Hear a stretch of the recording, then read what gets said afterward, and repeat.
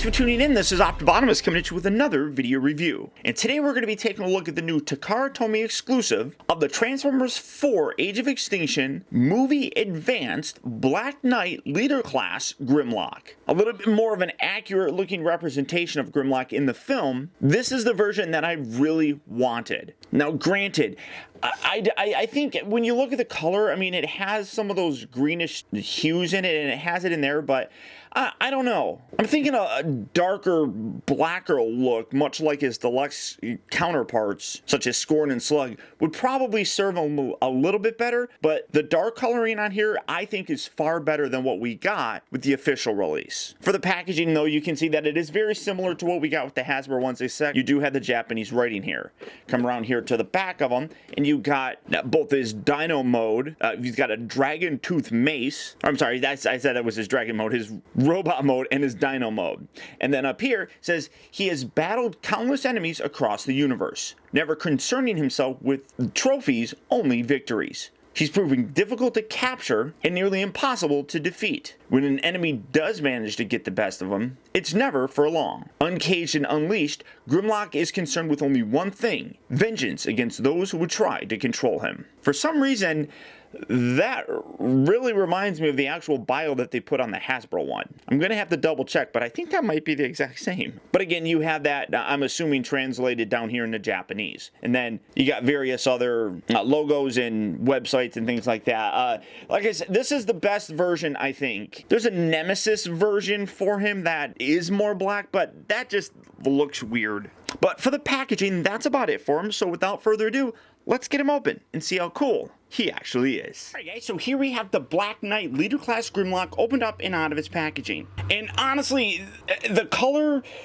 is decent, but it is a little bit too extreme. There is a lot more green on here than he actually had in the film. Going back and re-looking at it, it really should be toned down. I mean, it's just, all of it is very prominent, and that's kind of unfortunate because it really didn't have that much. I mean, there were splashes of it, but like, I mean, his whole head was not like this. I mean, you just look at that, it just looks overdone. Now this, in my opinion, is still the best representation, but the green really should be toned down some here. I mean, beyond that, I mean, the figure is basically, well, it is the exact same. I mean, it's no different. I put these like that just to kind of cover that up. Some people will have them on the side like that, and it's personal preference.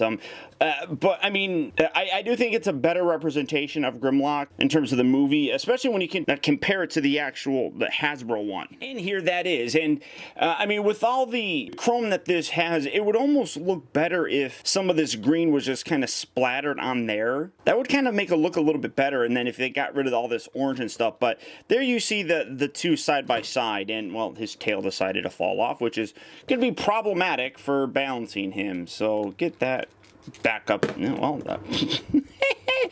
Grimlock's butt fell off. There we go. I mean, I don't know.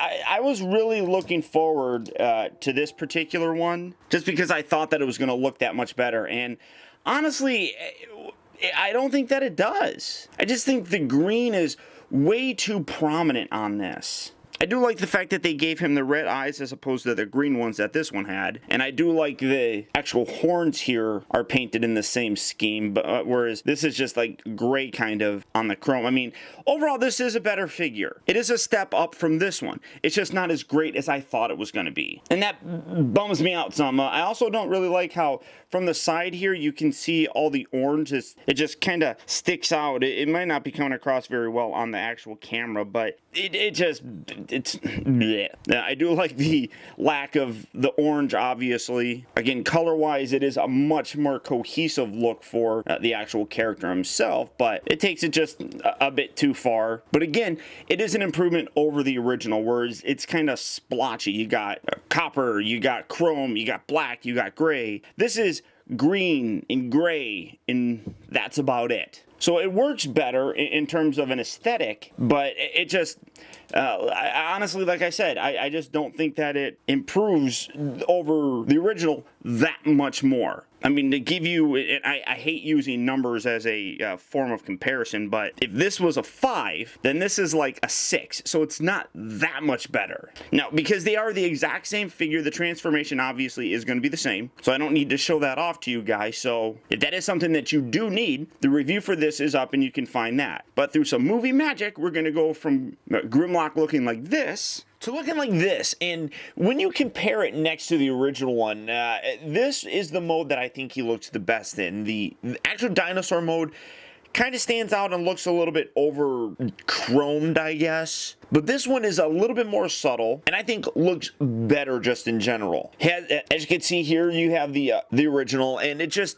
is a big difference between the two. Again, the original one isn't bad. I just think that this one takes it a little bit further and enhances the look to make it look more like the movie. So getting this out of the way and taking a look at this, like I said, a lot of that weird green chrome kind of hides when you rotate this around, but what's left is some really nice details and good paint work on the rest of the figure. You got some nice silver, some gray. You got like his shoulders right here, obviously, that you could see in the Dino mode. I really also like his chest here. It's more of a goldish chrome. It's muted down, but it still nicely complements the rest of the look of him. You got his head, which has the green on there. You got the silver first crest, nice blue eyes, which is similar to what the original one had. Now, he does come with his weapons, and obviously it's still basically the same. You got the green chrome here. You can detach this, you can fold this, let's see, get this folded out like so. You can then take this, rotate this around, and you can bring this around on the side, much like the other, and use it as a shield or whatever kind of weapon you may want.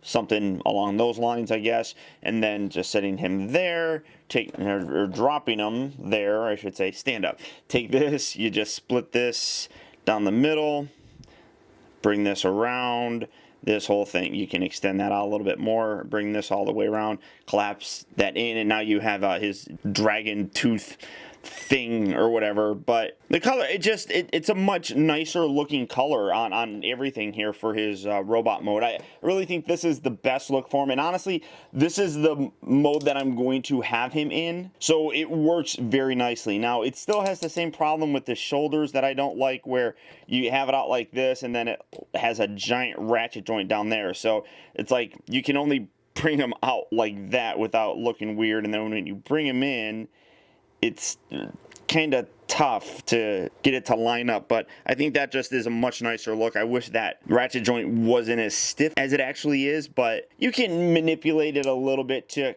create a much better overall look for him. The rest of our articulation is all the exact same, so it is the same figure mold-wise, much like the deluxe figures are, but I just think that overall it looks much nicer. One thing that I do really like is how the inside of the legs look over that original releases, as well as just the coloring just looks much better there. You can run to the side and then it matches along here.